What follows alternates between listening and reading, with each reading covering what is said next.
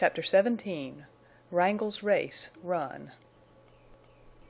The plan eventually decided upon by the lovers was for Venters to go to the village, secure a horse and some kind of a disguise for Bess, or at least less striking apparel than her present garb, and to return post-haste to the valley. Meanwhile she would add to their store of gold. Then they would strike the long and perilous trail to ride out of Utah. In the event of his inability to fetch back a horse for her, they intended to make the giant sorrel carry double. The gold, a little food, saddle blankets, and Venters' guns were to compose the light outfit with which they would make the start. "I love this beautiful place," said Bess. "It's hard to think of leaving it." "Hard? Well, I should think so," replied Venters. "Maybe in years—" But he did not complete in words his thought that might be possible to return after many years of absence and change. Once again Bess bade Venters farewell under the shadow of Balancing Rock, and this time it was with whispered hope and tenderness and passionate trust. Long after he had left her, all down through the outlet to the pass, the clinging clasp of her arms, the sweetness of her lips, and the sense of a new and exquisite birth of character in her remained hauntingly and thrillingly in his mind. The girl who had sadly called herself nameless and nothing had been marvelously transformed in the moment of his avowal of love.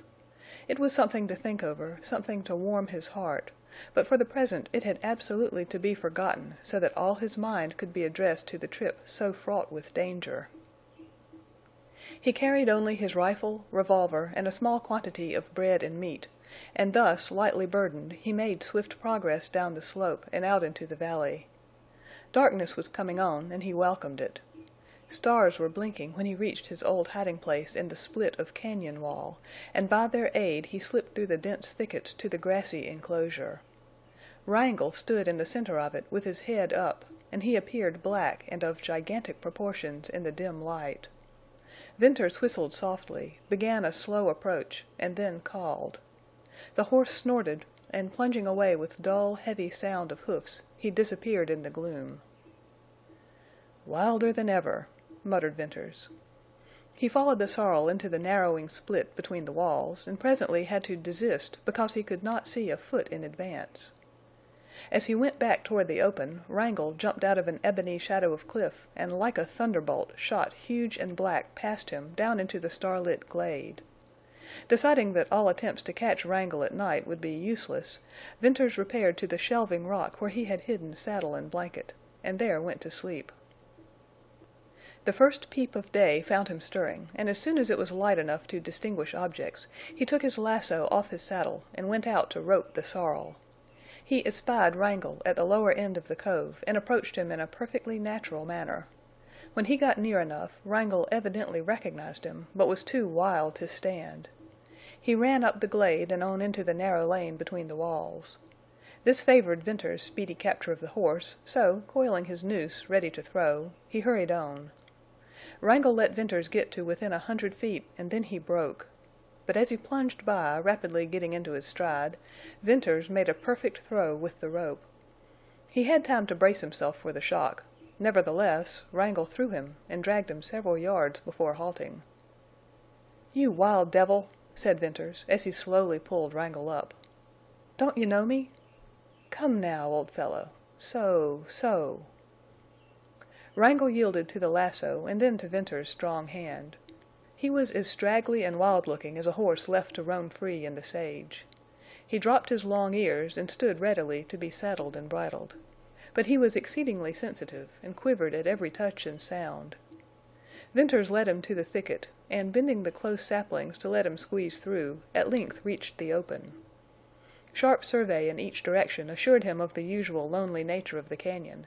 Then he was in the saddle, riding south. Wrangle's long, swinging canter was a wonderful ground gainer. His stride was almost twice that of an ordinary horse, and his endurance was equally remarkable.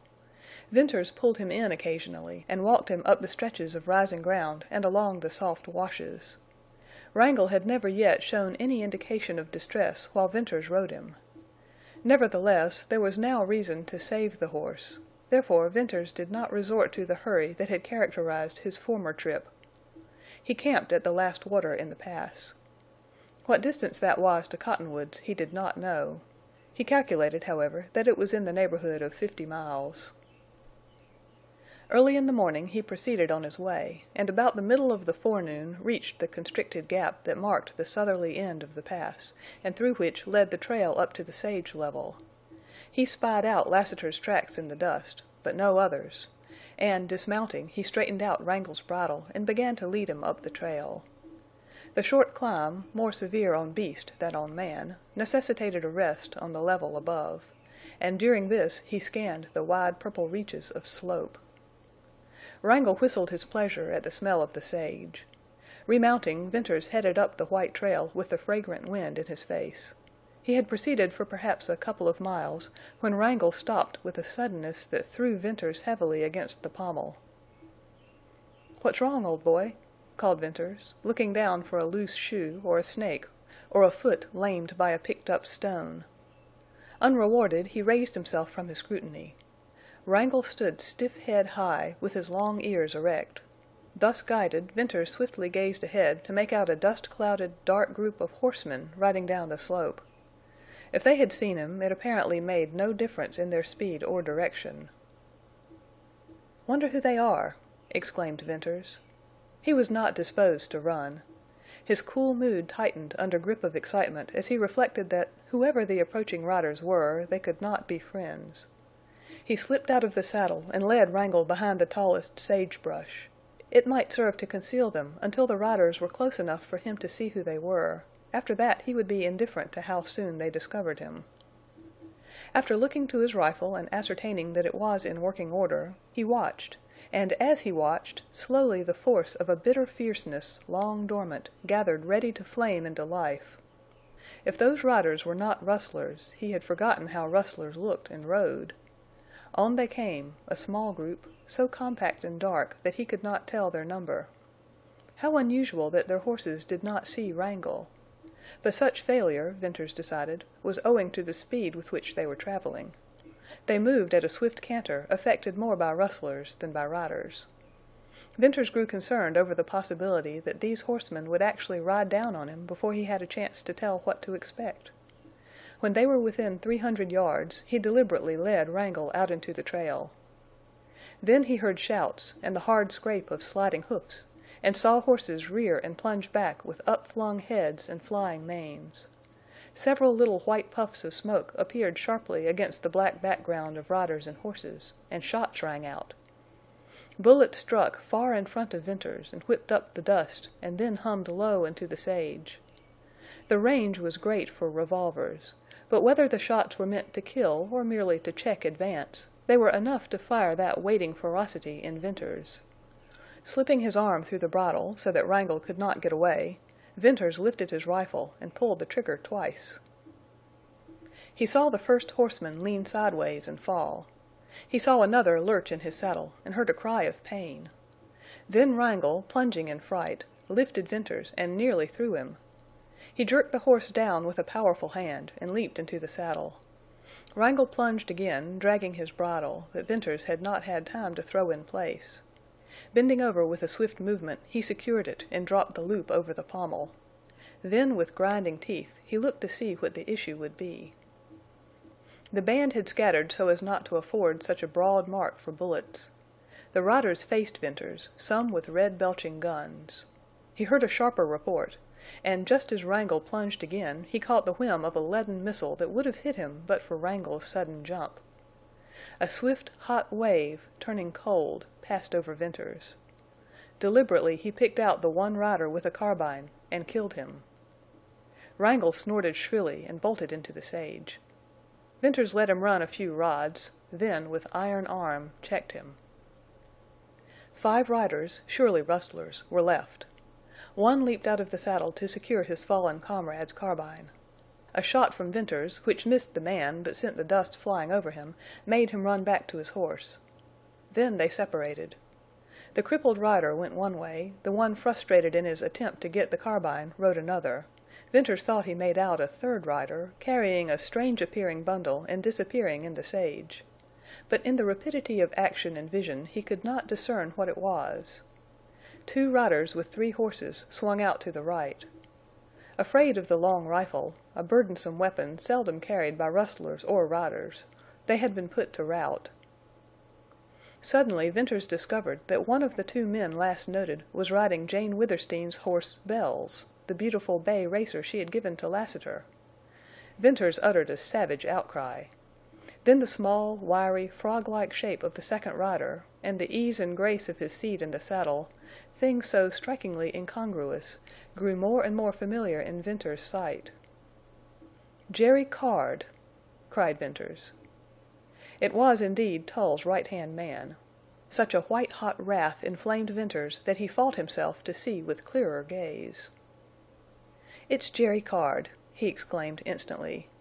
"And he's riding Black Star and leading Night!" The long kindling, stormy fire in Venters' heart burst into flames. He spurred Wrangle, and as the horse lengthened his stride, Venters slipped cartridges into the magazine of his rifle till it was once again full. Card and his companion were now half a mile or more in advance, riding easily down the slope. Venters marked the smooth gait, and understood it when Wrangle galloped out of the sage into the broad cattle trail down which Venters had once tracked Jane Withersteen's red herd. This hard-packed trail, from years of use, was as clean and smooth as a road. Venters saw Jerry Card look back over his shoulder. The other rider did likewise. Then the three racers lengthened their stride to the point where the swinging canter was ready to break into a gallop. "Wrangle, the race is on," said Venters grimly. "We'll canter with them, and gallop with them, and run with them. We'll let them set the pace." Venters knew he bestrode the strongest, swiftest, most tireless horse ever ridden by any rider across the Utah uplands. Recalling Jane Withersteen's devoted assurance that Night could run neck and neck with Wrangle, and Black Star could show his heels to him, Venters wished that Jane were there to see the race to recover her blacks and in the unqualified superiority of the giant sorrel. Then Venters found himself thankful that she was absent, for he meant that race to end in Jerry Card's death. The first flush, the raging of Venters' wrath, passed, to leave him in sullen, almost cold possession of his will. It was a deadly mood, utterly foreign to his nature, engendered, fostered, and released by the wild passions of wild men in a wild country. The strength in him then, the thing rife in him that was not hate, but something as remorseless, might have been the fiery fruition of a whole lifetime of vengeful quest. Nothing could have stopped him. Venters thought out the race shrewdly. The rider on Bells would probably drop behind and take to the sage. What he did was of little moment to Venters. To stop Jerry Card, his evil hidden career as well as his present flight, and then to catch the blacks, that was all that concerned Venters. The cattle trail wound for miles and miles down the slope. Venters saw with a rider's keen vision 10, 15, 20 miles of clear purple sage. There were no oncoming riders or rustlers to aid Card. His only chance to escape lay in abandoning the stolen horses and creeping away in the sage to hide. In 10 miles Wrangle could run Black Star and Night off their feet, and in 15 he could kill them outright. So Venters held the sorrel in, letting Card make the running. It was a long race that would save the blacks. In a few miles of that swinging canter Wrangle had crept appreciably closer to the three horses. Jerry Card turned again, and when he saw how the sorrel had gained, he put Black Star to a gallop. Night and Bells, on either side of him, swept into his stride. Venters loosened the rein on Wrangle and let him break into a gallop. The sorrel saw the horses ahead and wanted to run, but Venters restrained him, and in the gallop he gained more than in the canter. Bells was fast in that gait, but Black Star and Night had been trained to run. Slowly Wrangle closed the gap down to 1/4 of a mile, and crept closer and closer. Jerry Card wheeled once more. Venters distinctly saw the red flash of his red face. This time he looked long. Venters laughed. He knew what passed in Card's mind. The rider was trying to make out what horse it happened to be that thus gained on Jane Withersteen's peerless racers. Wrangle had so long been away from the village that not improbably Jerry had forgotten. Besides, whatever Jerry's qualifications for his fame as the greatest rider of the sage, certain it was that his best point was not far-sightedness. He had not recognized Wrangle. After what must have been a searching gaze he got his comrade to face about. This action gave Venters amusement. It spoke so surely of the facts that neither Card nor the rustler actually knew their danger. Yet if they kept to the trail, and the last thing such men would do would be to leave it, they were both doomed. This comrade of Card's whirled far around in his saddle, and he even shaded his eyes from the sun. He, too, looked long. Then, all at once, he faced ahead again, and, bending lower in the saddle, began to fling his right arm up and down. That flinging Venters knew to be the lashing of Bells. Jerry also became active, and the three racers lengthened out into a run. "Now, Wrangle!" cried Venters. "Run, you big devil! Run!" Venters laid the reins on Wrangle's neck and dropped the loop over the pommel. The sorrel needed no guiding on that smooth trail. He was surer-footed in a run than at any other fast gait, and his running gave the impression of something devilish. He might now have been actuated by Venters' spirit. Undoubtedly his savage running fitted the mood of his rider. Venters bent forward, swinging with the horse, and gripped his rifle. His eye measured the distance between him and Jerry Card. In less than 2 miles of running, Bells began to drop behind the blacks, and Wrangle began to overhaul him. Venters anticipated that the rustler would soon take to the sage. Yet he did not. Not improbably he reasoned that the powerful sorrel could more easily overtake Bells in the heavier going outside of the trail. Soon only a few hundred yards lay between Bells and Wrangle. Turning in his saddle, the rustler began to shoot, and the bullets beat up little whiffs of dust.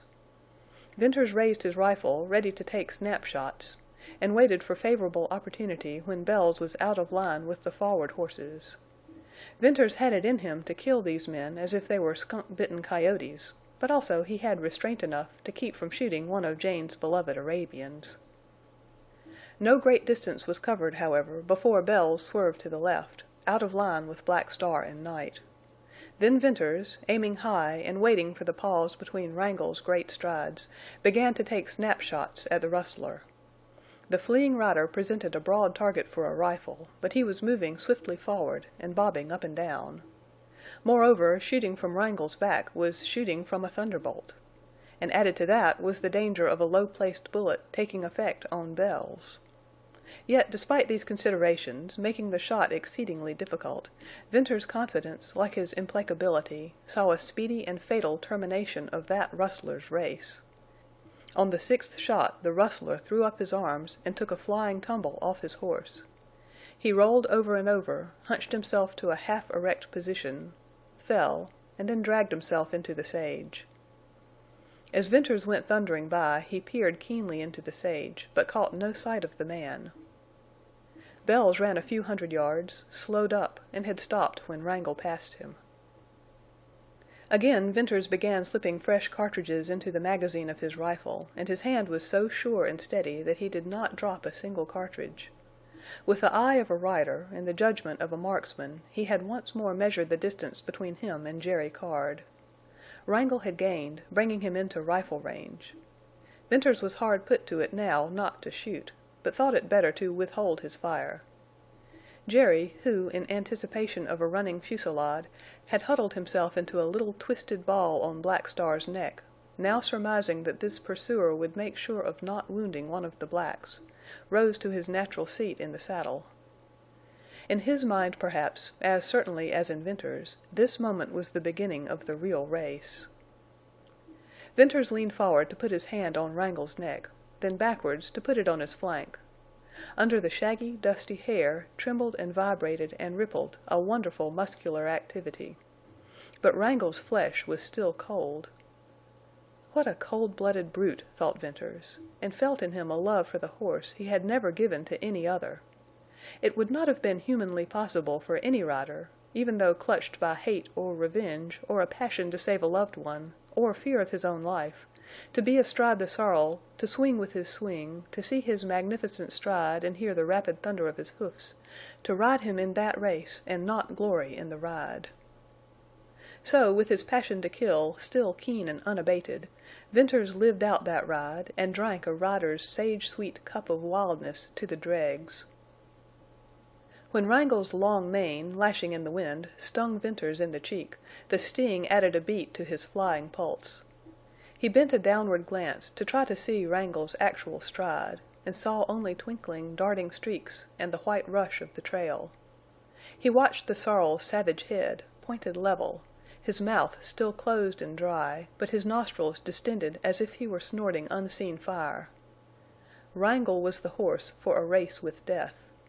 Upon each side Venters saw the sage merged into a sailing, colorless wall.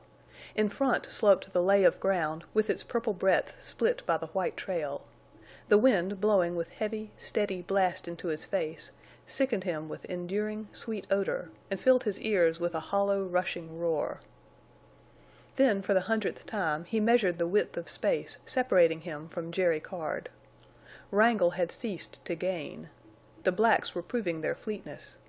Venters watched Jerry Card, admiring the little rider's horsemanship. He had the incomparable seat of the upland rider, born in the saddle. It struck Venters that Card had changed his position, or the position of the horses. Presently Venters remembered positively that Jerry had been leading Night on the right-hand side of the trail. The racer was now on the side to the left. No, it was Black Star. But, Venters argued in amaze, Jerry had been mounted on Black Star. Another clearer, keener gaze assured Venters that Black Star was really riderless. Night now carried Jerry Card.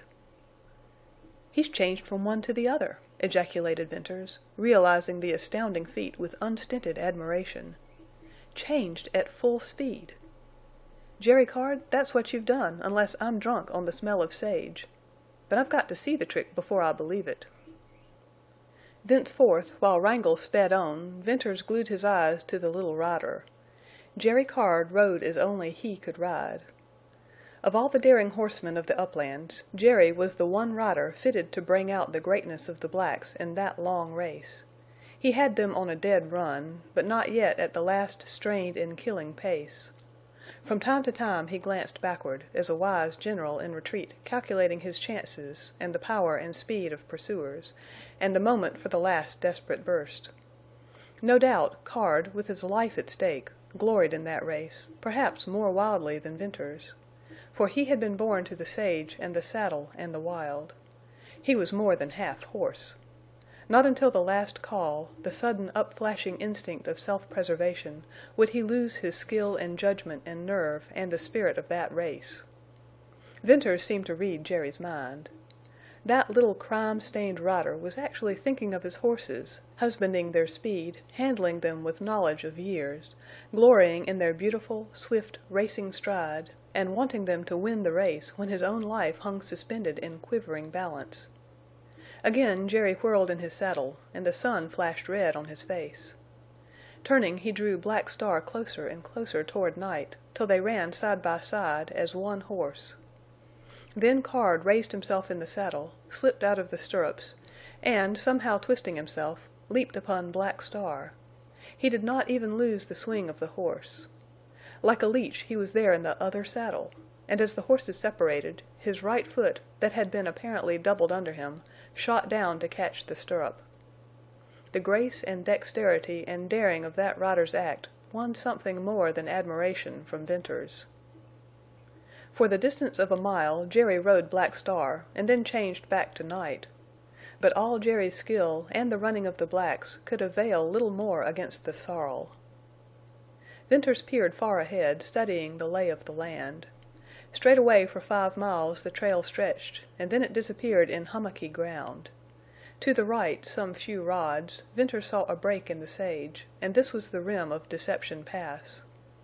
Across the dark cleft gleamed the red of the opposite wall. Venters imagined that the trail went down into the pass somewhere north of those ridges, and he realized that he must and would overtake Jerry Card in this straight course of 5 miles. Cruelly he struck his spurs into Wrangle's flanks. A light touch of spur was sufficient to make Wrangle plunge. And now, with a ringing, wild snort, he seemed to double up in muscular convulsions, and to shoot forward with an impetus that almost unseated Venters. The sage blurred by, the trail flashed by, and the wind robbed him of breath and hearing. Jerry Card turned once more, and the way he shifted to Black Star showed he had to make his last desperate running. Venters aimed to the side of the trail and sent a bullet puffing the dust beyond Jerry. Venters hoped to frighten the rider and get him to take to the sage. But Jerry returned the shot, and his ball struck dangerously close in the dust at Wrangle's flying feet. Venters held his fire then, while the rider emptied his revolver. For a mile, with Black Star leaving Night behind and doing his utmost, Wrangle did not gain. For another mile he gained little if at all. In the third he caught up with the now galloping Night and began to gain rapidly on the other black. Only 100 yards now stretched between Black Star and Wrangle. The giant sorrel thundered on and on and on. In every yard he gained a foot. He was whistling through his nostrils, wringing wet, flying lather, and as hot as fire. Savage as ever, strong as ever, fast as ever, but each tremendous stride jarred Venters out of the saddle. Wrangle's power and spirit and momentum had begun to run him off his legs. Wrangle's great race was nearly won, and run. Venters seemed to see the expanse before him as a vast, sheeted, purple plain sliding under him. Black Star moved in it as a blur. The rider, Jerry Card, appeared a mere dot bobbing dimly. Wrangle thundered on. Venters felt the increase in quivering, straining shock after every leap. Flecks of foam flew into Venters' eyes, burning him, making him see all the sage as red. But in that red haze he saw, or seemed to see, Black Star suddenly riderless and with broken gait. Wrangle thundered on to change his pace with a violent break. Then Venters pulled him hard. From run to gallop, gallop to canter, canter to trot, trot to walk, and walk to stop, the great sorrel ended his race. Venters looked back. Black Star stood riderless in the trail. Jerry Card had taken to the sage. Far up the white trail Night came trotting faithfully down. Venters leaped off, still half blind, reeling dizzily. In a moment he had recovered sufficiently to have a care for Wrangle. Rapidly he took off the saddle and bridle. The sorrel was reeking, heaving, whistling, shaking. But he had still the strength to stand, and for him Venters had no fears. As Venters ran back to Black Star, he saw the horse stagger on shaking legs into the sage and go down in a heap. Upon reaching him, Venters removed the saddle and bridle. Black Star had been killed on his legs, Venters thought. He had no hope for the stricken horse. Black Star lay flat, covered with bloody froth, mouth wide, tongue hanging, eyes glaring, and all his beautiful body in convulsions. Unable to stay there to see Jane's favorite racer die, Venters hurried up the trail to meet the other black. On the way he kept a sharp lookout for Jerry Card. Venters imagined the rider would keep well out of range of the rifle, but as he would be lost on the sage without a horse, not improbably he would linger in the vicinity on the chance of getting back one of the blacks. Night soon came trotting up, hot and wet and run out. Venters led him down near the others, and, unsaddling him, let him loose to rest. Night wearily lay down in the dust and rolled, proving himself not yet spent. Then Venters sat down to rest and think. Whatever the risk, he was compelled to stay where he was, or comparatively near, for the night. The horses must rest and drink. He must find water. He was now 70 miles from Cottonwoods, and, he believed, close to the cañon where the cattle trail must surely turn off and go down into the pass. After a while he rose to survey the valley. He was very near to the ragged edge of a deep cañon into which the trail turned. The ground lay in uneven ridges divided by washes, and these sloped into the cañon. Following the cañon line, he saw where its rim was broken by other intersecting cañons, and farther down, red walls and yellow cliffs leading toward a deep blue cleft that he made sure was Deception Pass. Walking out a few rods to a promontory, he found where the trail went down. The descent was gradual, along a stone-walled trail, and Venters felt sure that this was the place where Oldring drove cattle into the pass. There was, however, no indication at all that he ever had driven cattle out at this point. Oldring had many holes to his burrow. In searching round in the little hollows, Venters, much to his relief, found water. He composed himself to rest and eat some bread and meat, while he waited for a sufficient time to elapse so that he could safely give the horses a drink. He judged the hour to be somewhere around noon. Wrangle lay down to rest, and Night followed suit. So long as they were down, Venters intended to make no move. The longer they rested, the better, and the safer it would be to give them water. By and by he forced himself to go over to where Black Star lay, expecting to find him dead. Instead, he found the racer partially, if not wholly, recovered. There was recognition, even fire, in his big black eyes. Venters was overjoyed. He sat by the black for a long time. Black Star presently labored to his feet with a heave and a groan, shook himself, and snorted for water. Venters repaired to the little pool he had found, filled his sombrero, and gave the racer a drink. Black Star gulped it at one draught, as if it were but a drop, and pushed his nose into the hat and snorted for more. Venters now led Night down to drink, and after a further time Black Star also. Then the blacks began to graze. The sorrel had wandered off down the sage between the trail and the cañon. Once or twice he disappeared in little swales. Finally Venters concluded Wrangle had grazed far enough, and taking his lasso, he went to fetch him back. In crossing from one ridge to another he saw where the horse had made muddy a pool of water. It occurred to Venters then that Wrangle had drunk his fill and did not seem the worse for it, and might be anything but easy to catch. And true enough, he could not come within roping reach of the sorrel. He tried for an hour, and gave up in disgust. Wrangle did not seem so wild as simply perverse. In a quandary, Venters returned to the other horses, hoping much, yet doubting more, that when Wrangle had grazed to suit himself, he might be caught.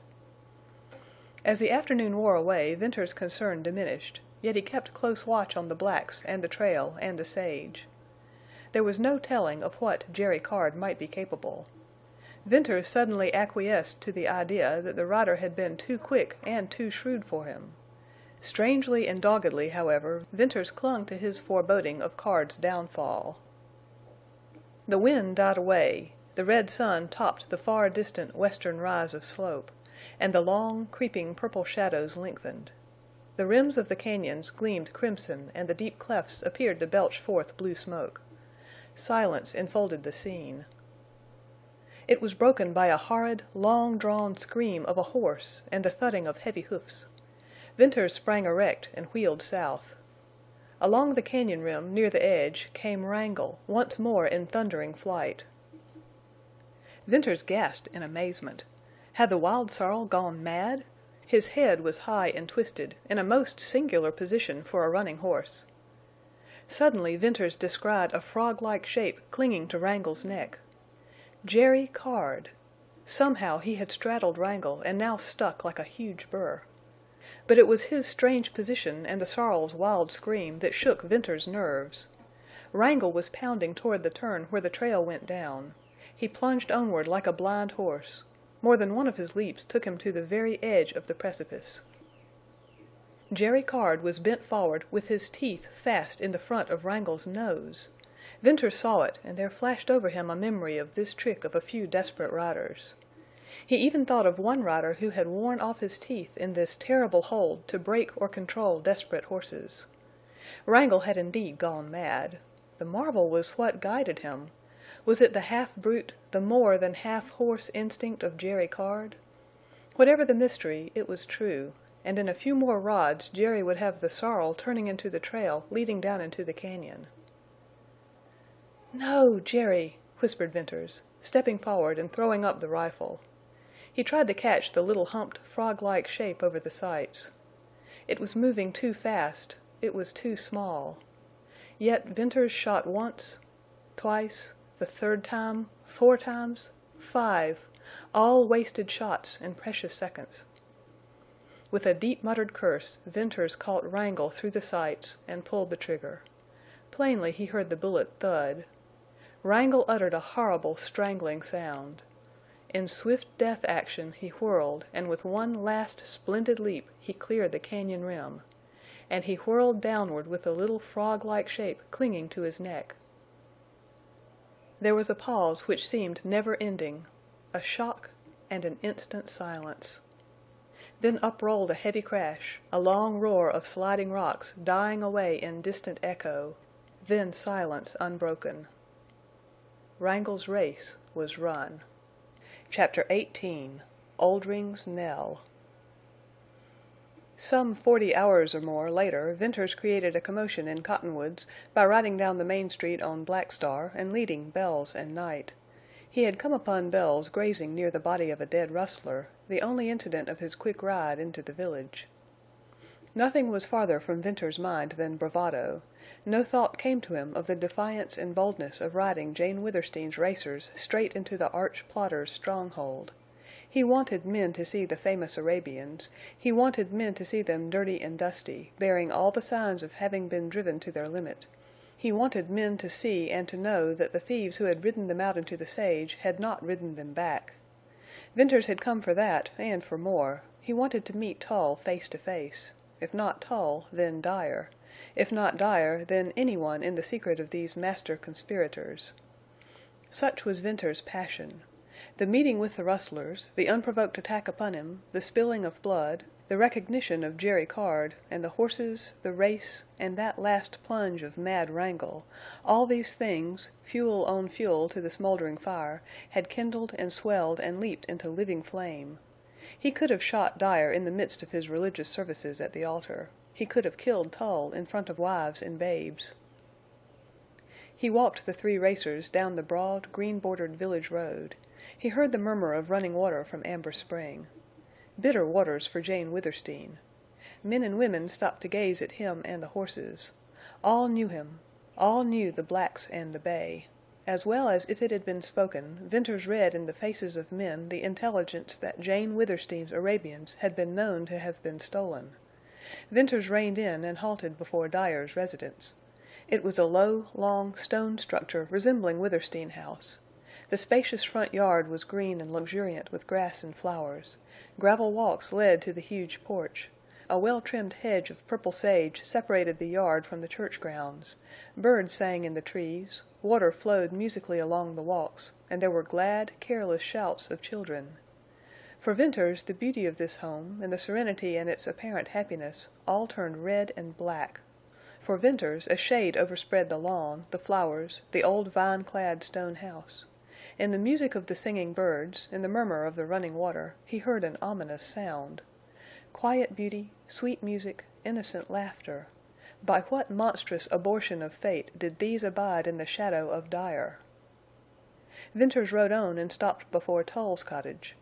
Women stared at him with white faces and then flew from the porch. Tull himself appeared at the door, bent low, craning his neck. His dark face flashed out of sight. The door banged. A heavy bar dropped with a hollow sound. Then Venters shook Black Star's bridle, and, sharply trotting, led the other horses to the center of the village. Here at the intersecting streets and in front of the stores he halted once more. The usual lounging atmosphere of that prominent corner was not now in evidence. Riders and ranchers and villagers broke up what must have been absorbing conversation. There was a rush of many feet, and then the walk was lined with faces. Venters's glance swept down the line of silent, stone-faced men. He recognized many riders and villagers, but none of those he had hoped to meet. There was no expression in the faces turned toward him. All of them knew him. Most were inimical, but there were few who were not burning with curiosity and wonder in regard to the return of Jane Withersteen's racers. Yet all were silent. Here were their familiar characteristics, masked feeling, strange secretiveness, expressionless expression of mystery and hidden power. "Has anybody here seen Jerry Card?" queried Venters in a loud voice. In reply there came not one word, not a nod or shake of head, not so much as dropping eye or twitching lip, nothing but a quiet, stony stare. "Been under the knife? You've a fine knife wielder here, one Tull, I believe. Maybe you've all had your tongues cut out?" This passionate sarcasm of Venters brought no response, and the stony calm was as oil on the fire within him.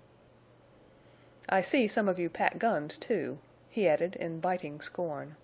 In the long, tense pause, strung keenly as a tight wire, he sat motionless on Black Star. "All right," he went on. "Then let some of you take this message to Tull. Tell him I've seen Jerry Card. Tell him Jerry Card will never return." Thereupon, in the same dead calm, Venters backed Black Star away from the curb, into the street, and out of range. He was ready now to ride up to Withersteen House and turn the racers over to Jane. "Hello, Venters," a familiar voice cried, hoarsely, and he saw a man running toward him. It was the rider Judkins who came up and gripped Venters' hand. "Venters, I could have dropped when I seen them hosses, but that sight ain't a marker to the looks of you. What's wrong? Have you gone crazy? You must be crazy to ride in here this way, with them hosses, talkin' that way about Tull and Jerry Card." "Jud, I'm not crazy, only mad clean through," replied Venters. "Mad? Now, Bern, I'm glad to hear some of your old self in your voice, for when you come up you look like the corpse of a dead rider with fire for eyes. You had that crowd too stiff for throwin' guns. Come, we've got to have a talk. Let's go up the lane. We ain't much safe here." Judkins mounted Bells and rode with Venters up to the cottonwood grove. Here they dismounted and went among the trees. "Let's hear from you first," said Judkins. "You fetched back them hosses. That is the trick. And of course you got Jerry the same as you got Horn." "Horn?" "Sure. He was found dead yesterday, all chewed by coyotes, and he'd been shot plumb center." "Where was he found?" "At the split down the trail. You know where Oldring's cattle trail runs off north from the trail to the pass." "That's where I met Jerry and the rustlers. What was Horn doing with them? I thought Horn was an honest cattleman." "Lord, Bern, don't ask me that. I'm all muddled now, trying to figure things." Venters told of the fight and the race with Jerry Card, and its tragic conclusion. "I knowed it. I knowed all along that Wrangle was the best hoss," exclaimed Judkins, with his lean face working and his eyes lighting. "That was a race. Lord, I'd like to have seen Wrangle jump the cliff with Jerry. And that was good-bye to the grandest hoss and rider ever on the sage. But, Bern, after you got the hosses, why'd you want to bolt right in Tull's face?" "I want him to know. And if I can get to him, I'll—" "You can't get near Tull," interrupted Judkins. "That vigilante bunch have taken to bein' bodyguard for Tull, and Dyer, too." "Hasn't Lassiter made a break yet?" inquired Venters, curiously. "Naw," replied Judkins scornfully. "Jane turned his head. He's mad in love over her, follers her like a dog. He ain't no more Lassiter. He's lost his nerve. He doesn't look like the same feller. It's village talk. Everybody knows it. He hasn't thrown a gun, and he won't." "Jud, I'll bet he does," replied Venters earnestly.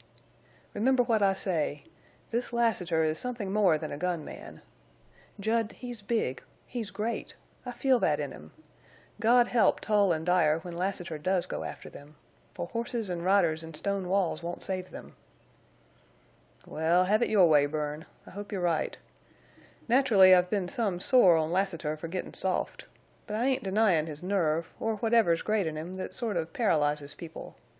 No later'n this mornin' I seen him saunterin' down the lane, quiet and slow, and like his guns he comes black.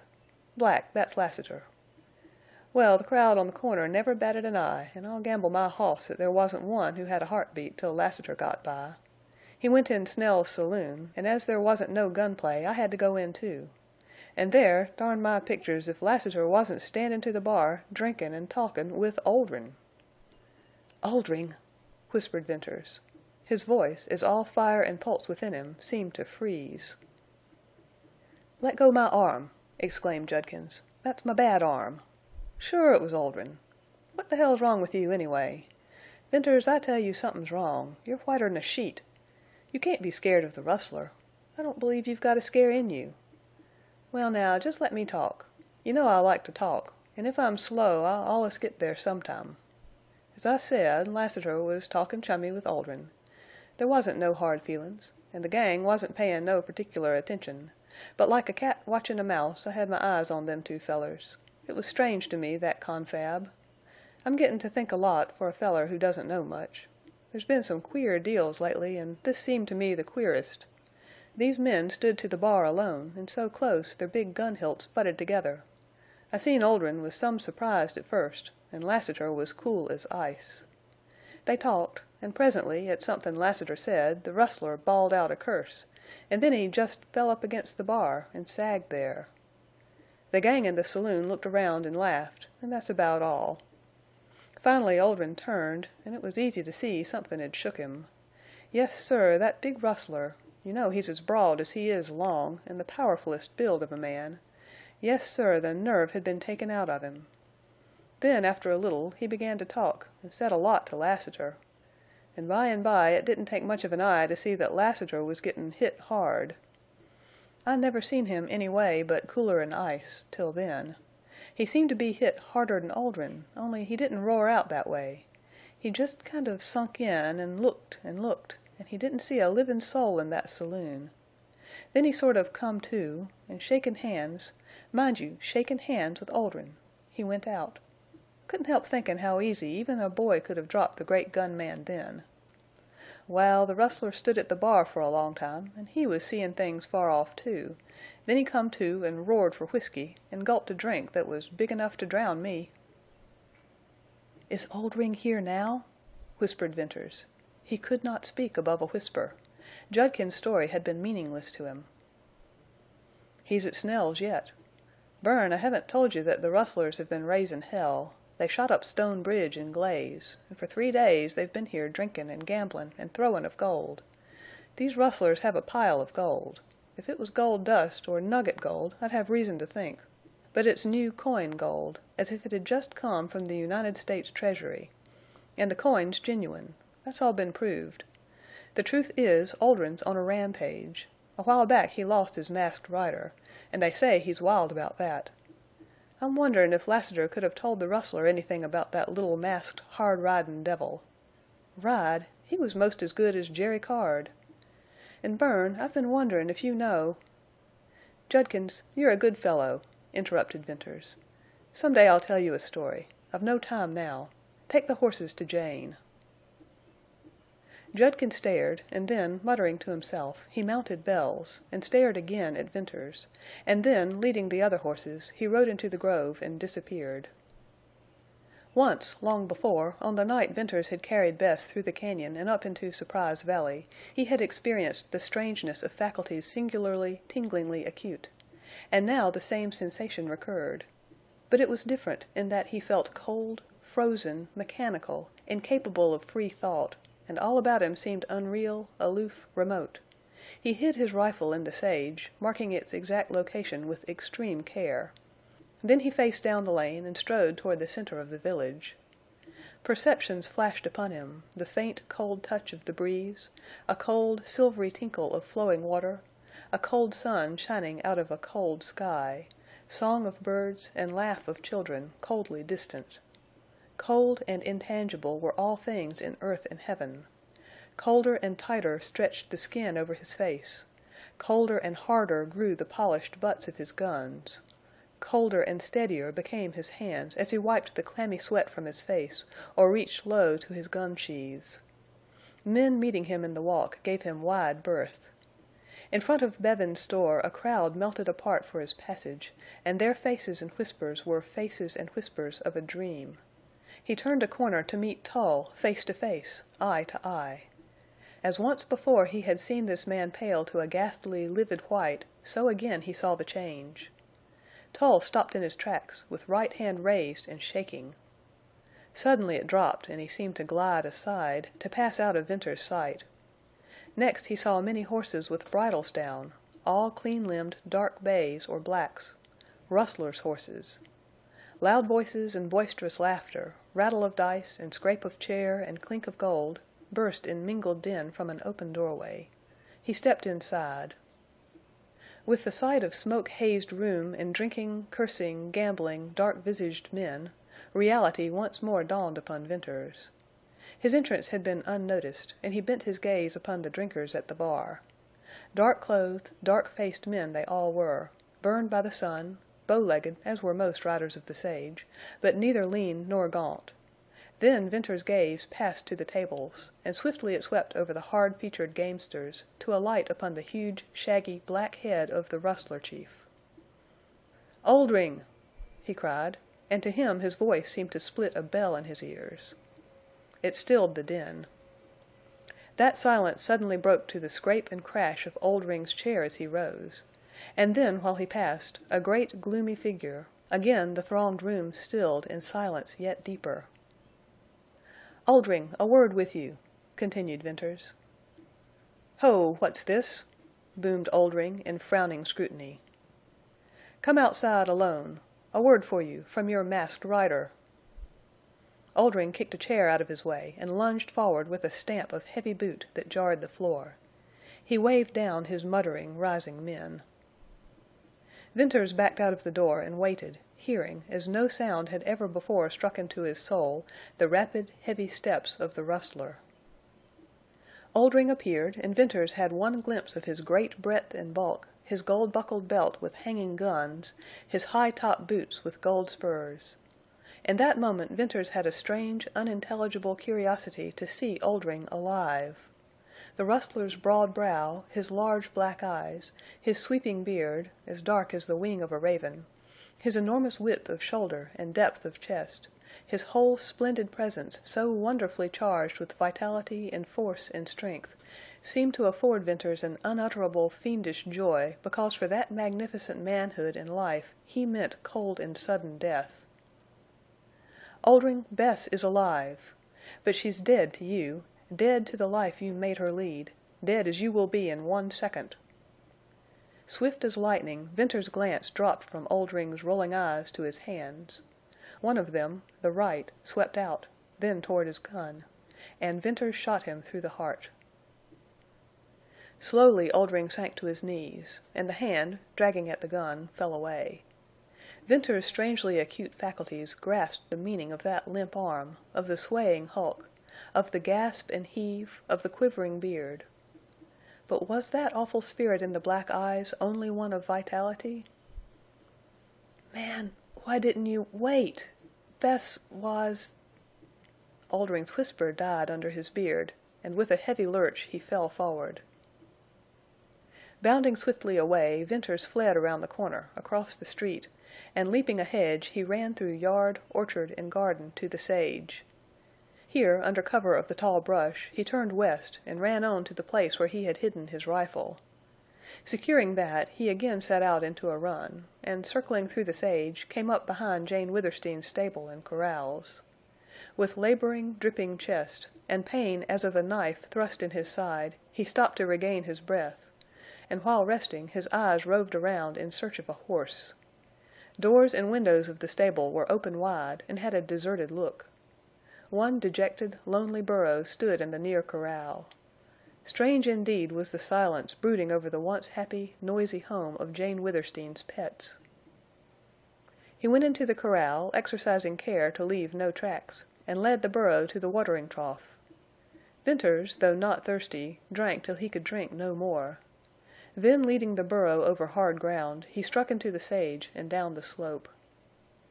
He strode swiftly, turning from time to time to scan the slope for riders. His head just topped the level of sagebrush, and the burro could not have been seen at all. Slowly the green of cottonwoods sank behind the slope, and at last a wavering line of purple sage met the blue of sky. To avoid being seen, to get away, to hide his trail, these were the sole ideas in his mind as he headed for Deception Pass, and he directed all his acuteness of eye and ear, and the keenness of a rider's judgment for distance and ground, to stern accomplishment of the task. He kept to the sage far to the left of the trail leading into the pass. He walked 10 miles and looked back 1,000 times. Always the graceful purple wave of sage remained wide and lonely, a clear, undotted waste. Coming to a stretch of rocky ground, he took advantage of it to cross the trail, and then continued down on the right. At length he persuaded himself that he would be able to see riders mounted on horses before they could see him on the little burro, and he rode bareback. Hour by hour the tireless burro kept to his faithful, steady trot. The sun sank, and the long shadows lengthened down the slope. Moving veils of purple twilight crept out of the hollows and, mustering and forming on the levels, soon merged and shaded into night. Venters guided the burro nearer to the trail so that he could see its white line from the ridges, and rode on through the hours. Once down in the pass without leaving a trail, he would hold himself safe for the time being. When late in the night he reached the break in the sage, he sent the burro down ahead of him and started an avalanche that all but buried the animal at the bottom of the trail. Bruised and battered as he was, he had a moment's elation, for he had hidden his tracks. Once more he mounted the burro and rode on. The hour was the blackest of the night when he made the thicket which enclosed his old camp. Here he turned the burro loose in the grass near the spring, and then lay down on his old bed of leaves. He felt only vaguely, as outside things, the ache and burn and throb of the muscles of his body, but a dammed-up torrent of emotion at last burst its bounds, and the hour that saw his release from immediate action was one that confounded him in the reaction of his spirit. He suffered without understanding why.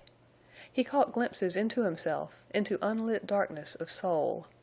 The fire that had blistered him and the cold which had frozen him now united in one torturing possession of his mind and heart, and, like a fiery steed with ice-shod feet ranged his being, ran rioting through his blood, trampling the resurging good, dragging ever at the evil. Out of the subsiding chaos came a clear question. What had happened? He had left the valley to go to Cottonwoods. Why? It seemed that he had gone to kill a man, Oldring. The name riveted his consciousness upon the one man of all men upon earth whom he had wanted to meet. He had met the rustler. Venters recalled the smoky haze of the saloon, the dark-visaged men, the huge Oldring. He saw him step out of the door, a splendid specimen of manhood, a handsome giant with purple-black and sweeping beard. He remembered inquisitive gaze of falcon eyes. He heard himself repeating, "Oldring, Bess is alive, but she's dead to you," and he felt himself jerk, and his ears throbbed to the thunder of a gun, and he saw the giant sink slowly to his knees. Was that only the vitality of him, that awful light in his eyes? Only the hard dying life of a tremendously powerful brute? A broken whisper, strange as death. "Man, why didn't you wait? Bess was—" And Oldring plunged face forward, dead. "I killed him," cried Venters in remembering shock. "But it wasn't that. Ah, the look in his eyes and his whisper!" Herein lay the secret that had clamored to him through all the tumult and stress of his emotions. What a look in the eyes of a man shot through the heart! It had been neither hate nor ferocity, nor fear of men, nor fear of death.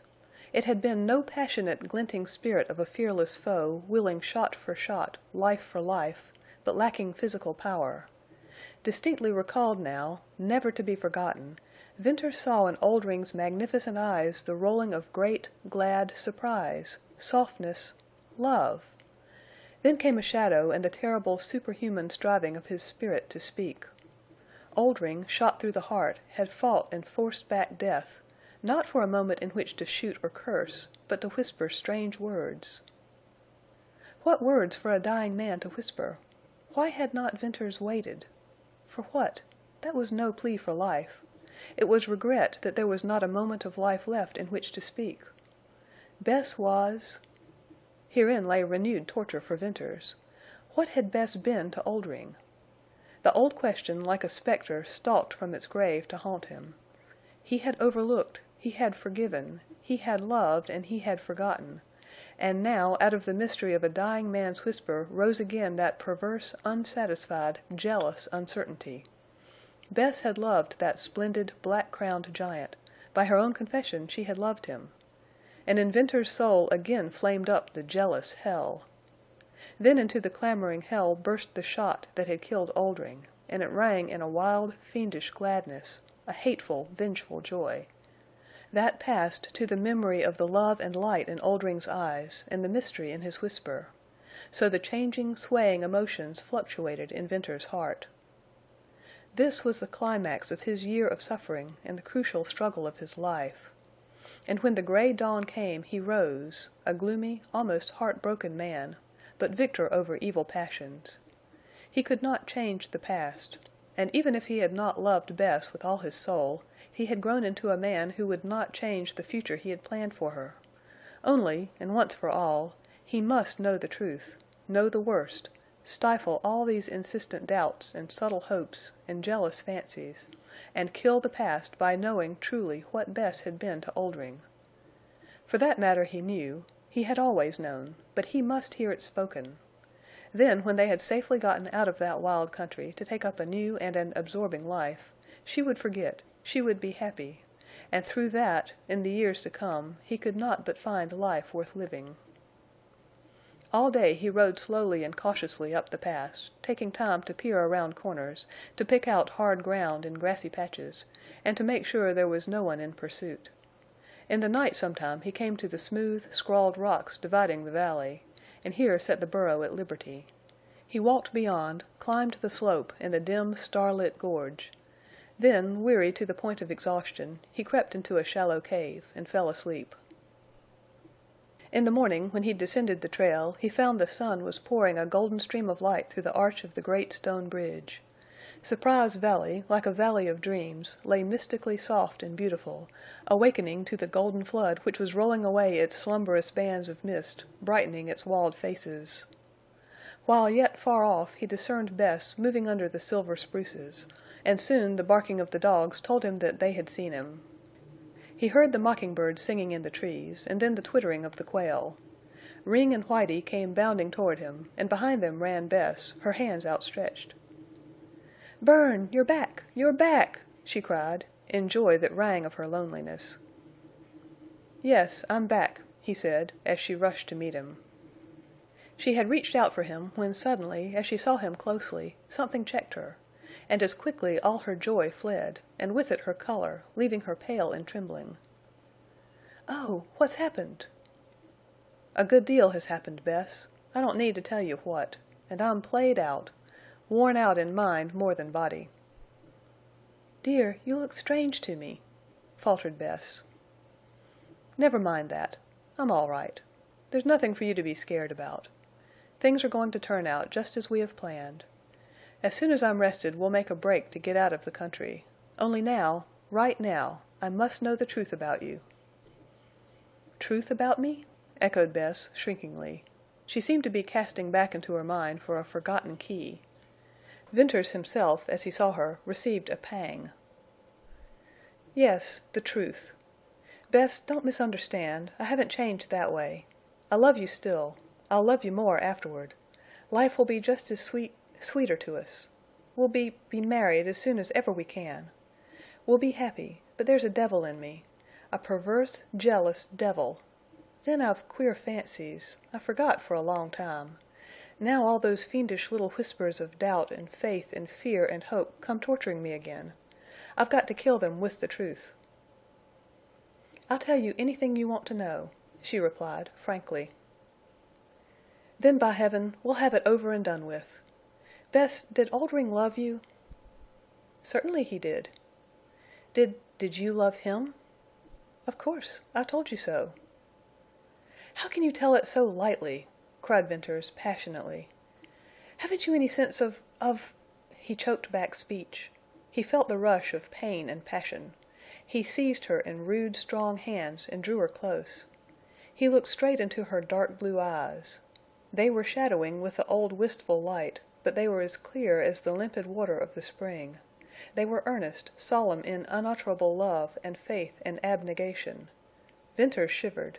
He knew he was looking into her soul. He knew she could not lie in that moment, but that she might tell the truth, looking at him with those eyes, almost killed his belief in purity. What were you to Oldring?" he panted fiercely.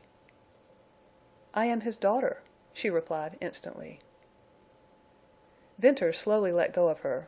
There was a violent break in the force of his feeling, then creeping blankness. "What was it you said?" he asked in a kind of dull wonder. "I am his daughter." "Oldring's daughter?" queried Venters, with life gathering in his voice. "Yes." With a passionately awakening start, he grasped her hands and drew her close. "All the time you've been Oldring's daughter?" "Yes, of course all the time. Always."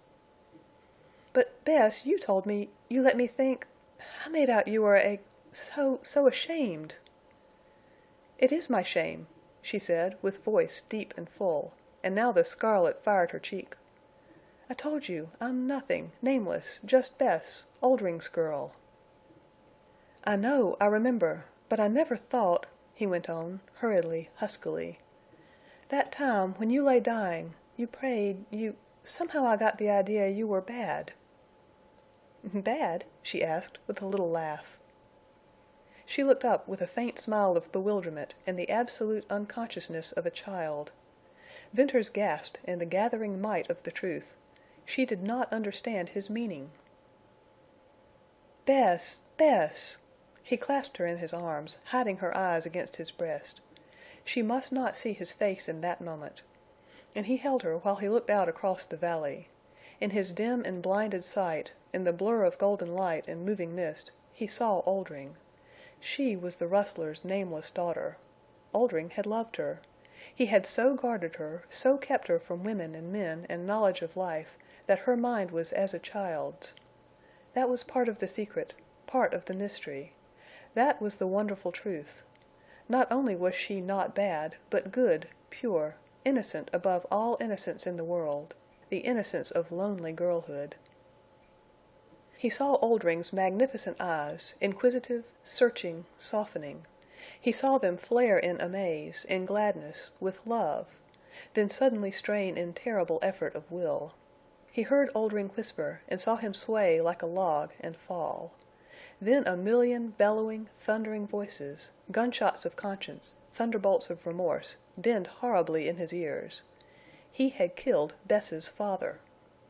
Then a rushing wind filled his ears like a moan of wind in the cliffs, a knell indeed, Oldring's knell. He dropped to his knees and hid his face against Bess, and grasped her with the hands of a drowning man. "My God! My God! Oh, Bess, forgive me! Never mind what I've done, what I've thought. But forgive me. I'll give you my life. I'll live for you. I'll love you.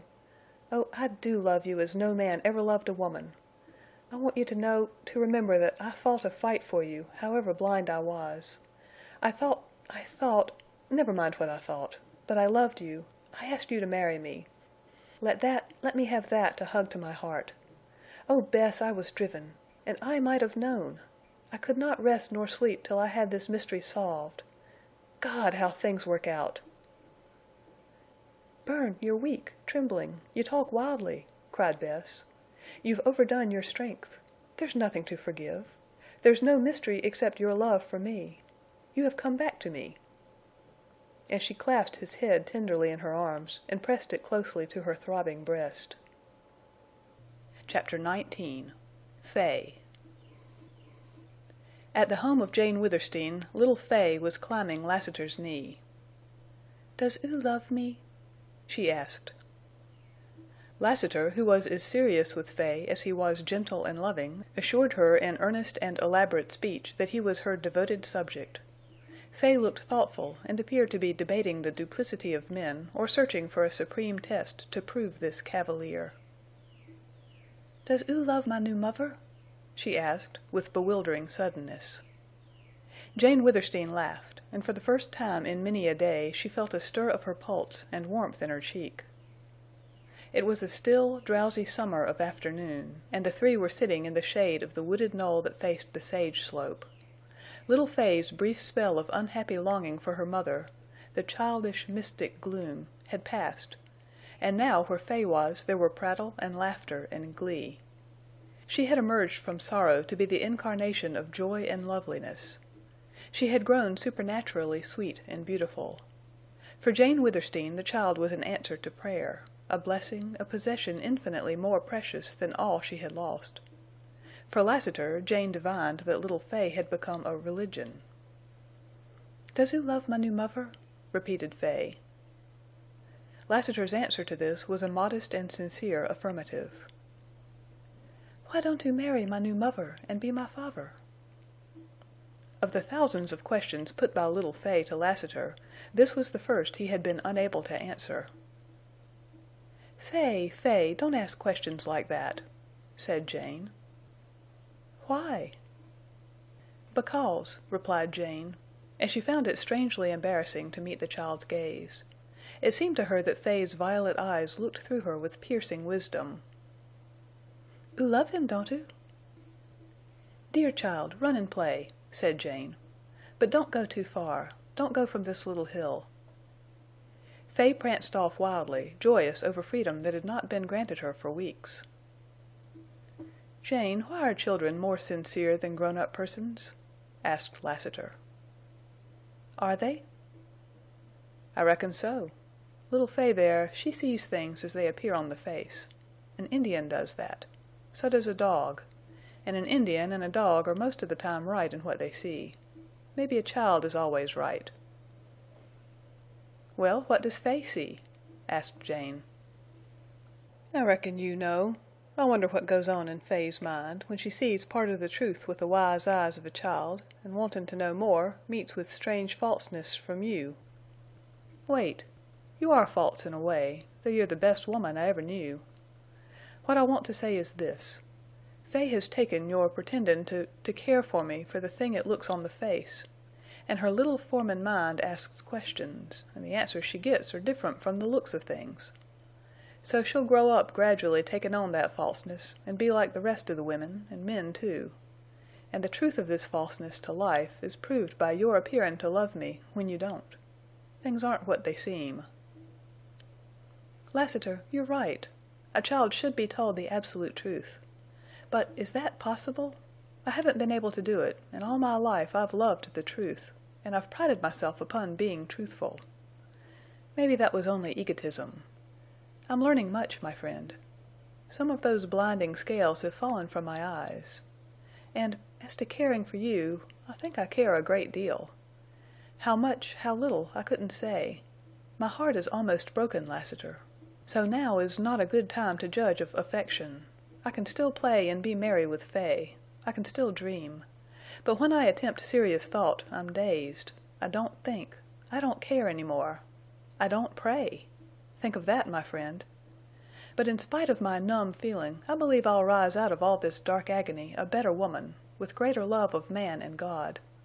I'm on the rack now. I'm senseless to all but pain, and growing dead to that. Sooner or later I shall rise out of this stupor. I'm waiting the hour." "It'll soon come, Jane," replied Lassiter soberly. "Then I'm afraid for you. Years are terrible things, and for years you've been bound. Habit of years is strong as life itself. Somehow, though, I believe that you'll come out of it all a finer woman. I'm waitin' too. And I'm wonderin'—I reckon, Jane, that marriage between us is out of all human reason?" "Lassiter, my dear friend, it's impossible for us to marry." "Why, as Fay says?" inquired Lassiter with gentle persistence. "Why? I never thought why. But it's not possible. I am Jane, daughter of Withersteen. My father would rise out of his grave. I'm of Mormon birth. I'm being broken, but I'm still a Mormon woman. And you are Lassiter." "Maybe I'm not so much Lassiter as I used to be." "What was it you said? Habit of years is strong as life itself? You can't change the one habit, the purpose of your life. For you still pack those black guns. You still nurse your passion for blood." A smile, like a shadow, flickered across his face. "No." "Lassiter, I lied to you. But I beg of you, don't you lie to me. I've great respect for you. I believe you're softened toward most, perhaps all my people except... But when I speak of your purpose, your hate, your guns, I have only him in mind. I don't believe you've changed." For answer he unbuckled the heavy cartridge belt and laid it with the heavy swing gun sheaths in her lap. "Lassiter!" Jane whispered, as she gazed from him to the black, cold guns. Without them he appeared shorn of strength, defenseless, a smaller man. Was she Delilah? Swiftly, conscious of only one motive, refusal to see this man called craven by his enemies, she rose, and with blundering fingers buckled the belt round his waist where it belonged. "Lassiter, I am a coward." "Come with me out of Utah, where I can put away my guns and be a man," he said. "I reckon I'll prove it to you then. Come. You've got Black Star back, and Night and Bells. Let's take the racers and Little Fay and race out of Utah. The hosses and the child are all you have left. Come." "No, no, Lassiter, I'll never leave Utah. What would I do in the world with my broken fortunes and my broken heart? I'll never leave these purple slopes I love so well." "I reckon I ought to have knowed that. Presently you'll be livin' down here in a hovel. and presently Jane Withersteen will be a memory. I only wanted to have a chance to show you how a man, any man, can be better'n he was. If we left Utah, I reckon I could prove this thing you call love. It's strange, and hell and heaven at once, Jane Withersteen. 'Pears to me that you've thrown away your big heart on love. Love of religion, and duty, and churchmen, and riders, and poor families, and poor children. Yet you can't see what love is, how it changes a person. Listen, and in tellin' you Millie Erne's story, I'll show you how love changed her. Millie and me was children when our family moved from Missouri to Texas, and we growed up in Texas ways, same as if we'd been born there. We had been poor, and there we prospered. In time, the little village where we went became a town, and strangers and new families kept movin' in. Millie was the belle them days. I can see her now, a little girl no bigger'n a bird, and as pretty. She had the finest eyes, dark blue-black when she was excited, and beautiful all the time. You remember Millie's eyes. And she had light brown hair with streaks of gold, and a mouth that every feller wanted to kiss. And about the time Millie was the prettiest and the sweetest, along came a young minister who began to ride some of a race with the other fellers for Millie, and he won. Millie had always been strong on religion, and when she met Frank Erne she went in heart and soul for the salvation of souls. Fact was, Millie, through study of the Bible and attendin' church and revivals, went a little out of her head. It didn't worry the old folks none, and the only worry to me was Millie's everlastin' prayin' and workin' to save my soul. She never converted me, but we was the best of comrades, and I reckon no brother and sister ever loved each other better. Well, Frank Erne and me hit up a great friendship. He was a strappin' feller, good to look at, and had the most pleasin' ways. His religion never bothered me, for he could hunt and fish and ride and be a good feller. After Buffalo once, he came pretty near to savin' my life. We got to be thick as brothers, and he was the only man I ever seen who I thought was good enough for Millie. And the day they were married I got drunk for the only time in my life. Soon after that I left home. It seems Millie was the only one who could keep me home, and I went to the bad. As to prosperin', I saw some pretty hard life in the Panhandle, and then I went north. In them days Kansas and Nebraska was as bad, come to think of it, as these days right here on the border of Utah. I got to be pretty handy with guns, and there wasn't many riders as could beat me ridin'. And I can say all modest-like that I never seen the white man who could track a hoss or a steer or a man with me. Afore I knowed it, 2 years slipped by, and all at once I got homesick, and purled a bridle south. Things at home had changed. I never got over that homecomin'. Mother was dead and in her grave. Father was a silent, broken man, killed already on his feet. Frank Erne was a ghost of his old self, through with workin', through with preachin', almost through with livin', and Millie was gone. It was a long time before I got the story. Father had no mind left, and Frank Erne was afraid to talk. So I had to pick up what had happened from different people. It 'pears that soon after I left home another preacher come to the little town, and he and Frank become rivals. This feller was different from Frank. He preached some other kind of religion, and he was quick and passionate where Frank was slow and mild. He went after people, women specially. In looks he couldn't compare to Frank Erne, but he had power over women. He had a voice, and he talked and talked, and preached and preached. Millie fell under his influence. She became mightily interested in his religion. Frank had patience with her, as was his way, and let her be as interested as she liked.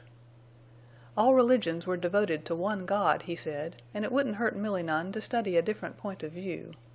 So the new preacher often called on Millie, and sometimes in Frank's absence. Frank was a cattleman between Sundays. Along about this time an incident come off that I couldn't get much light on. A stranger come to town and was seen with the preacher. This stranger was a big man with an eye like blue ice and a beard of gold. He had money and he 'peared a man of mystery, and the town went to buzzin' when he disappeared about the same time as a young woman known to be mightily interested in the new preacher's religion. Then presently along comes a man from somewheres in Illinois, and he up and spots this preacher as a famous Mormon proselyter. That riled Frank Erne as nothin' ever before, and from rivals they come to be bitter enemies. And it ended in Frank goin' to the meetin' house where Millie was listenin', and before her and everybody else he called that preacher, called him, well, almost as hard as Venters called Tull here some time back. And Frank followed up that call with a hoss-whippin', and he drove the proselyter out of town. People noticed, so 'twas said, that Millie's sweet disposition changed.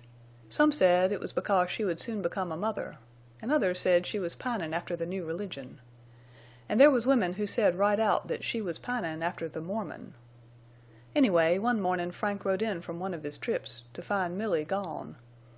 He had no real near neighbors, livin' a little out of town, but those who was nearest said a wagon had gone by in the night, and they thought it stopped at her door. Well, tracks always tell, and there was the wagon tracks and hoss tracks and man tracks. The news spread like wildfire that Millie had run off from her husband. Everybody but Frank believed it, and wasn't slow in tellin' why she run off. Mother had always hated that strange streak of Millie's, taken up with the new religion as she had, and she believed Millie ran off with the Mormon. That hastened Mother's death, and she died unforgiven. Father wasn't the kind to bow down under disgrace or misfortune, but he had surpassin' love for Millie, and the loss of her broke him. From the minute I heard of Millie's disappearance, I never believed she went off of her own free will. I knew Millie, and I knew she couldn't have done that.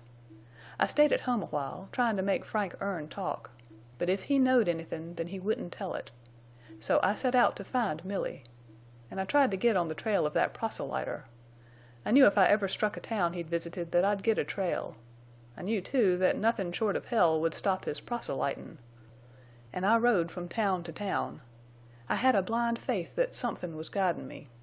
And as the weeks and months went by, I growed into a strange sort of a man, I guess.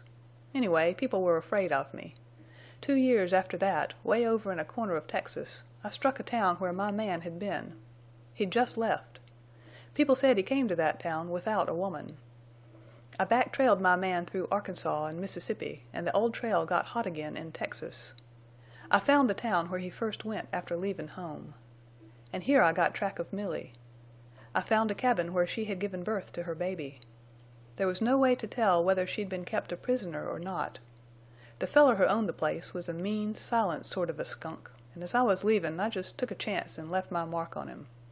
Then I went home again. It was to find I hadn't any home no more. Father had been dead a year.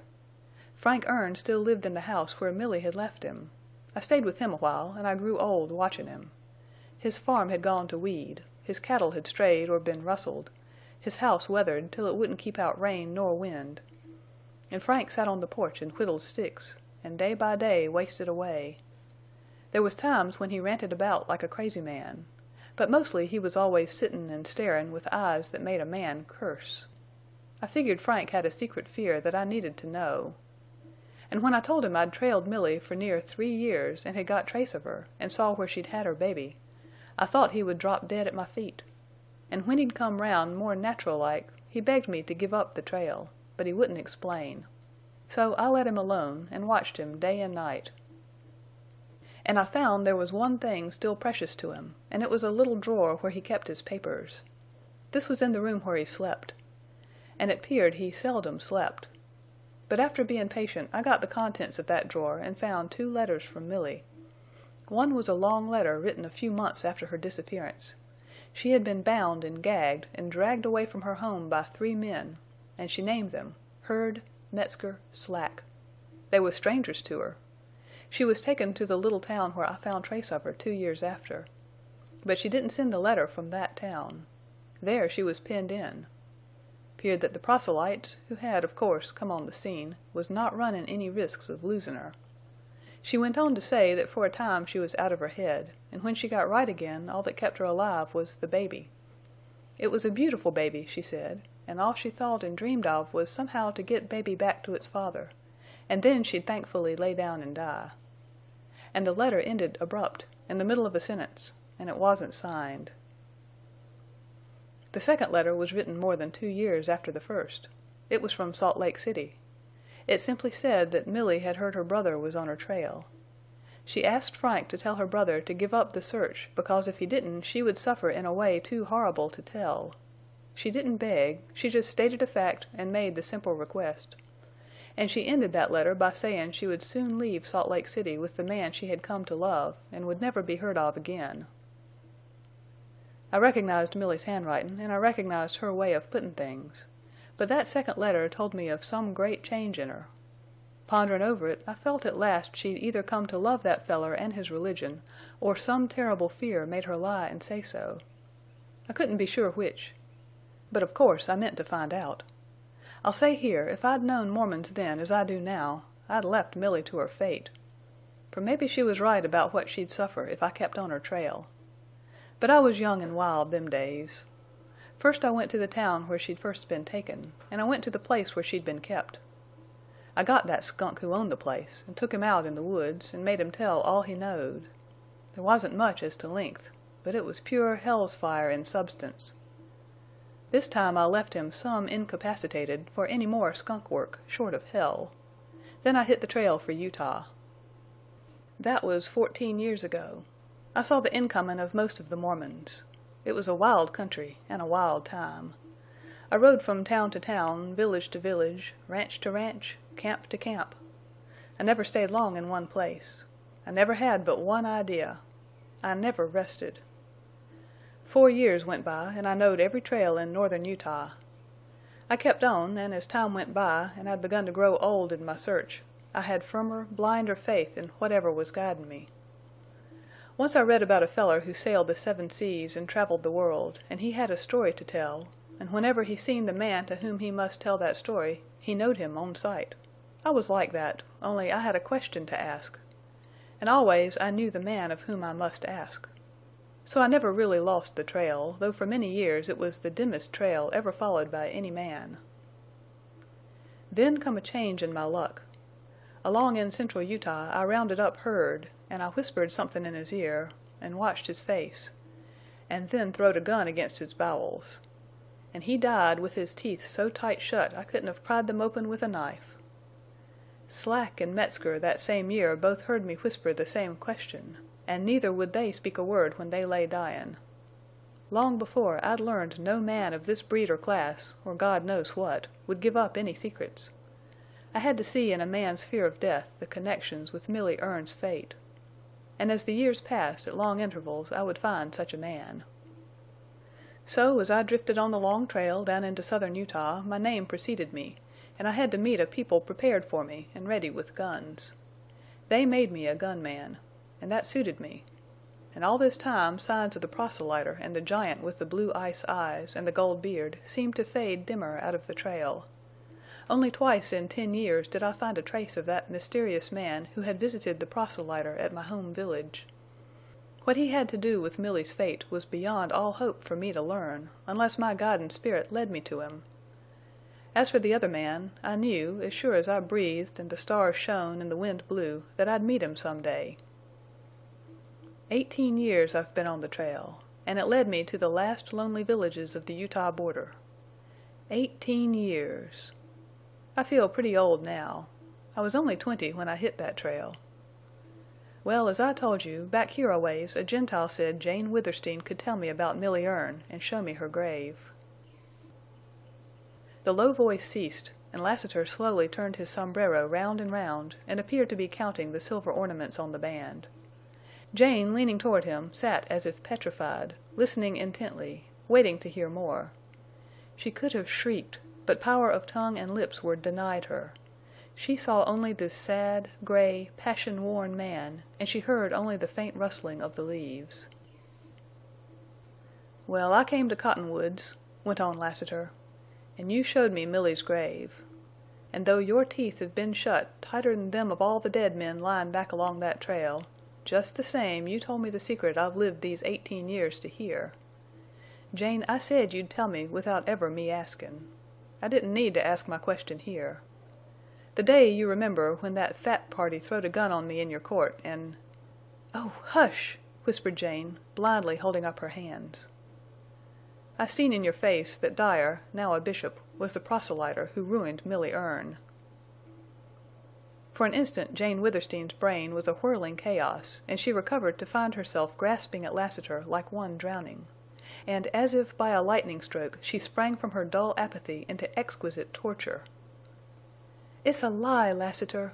No, no," she moaned. "I swear you're wrong." "Stop. You'd perjure yourself. But I'll spare you that. You poor woman. Still blind, still faithful. Listen, I know. Let that settle it. And I give up my purpose." "What is it you say?" "I give up my purpose. I've come to see and feel differently. I can't help poor Milly, and I've outgrowed revenge. I've come to see I can be no judge for men. I can't kill a man just for hate. Hate ain't the same with me since I loved you and little Fay." "Lassiter, you mean you won't kill him?" Jane whispered. "No." "For my sake?" "I reckon. I can't understand, but I'll respect your feelin's." "Because because you love me?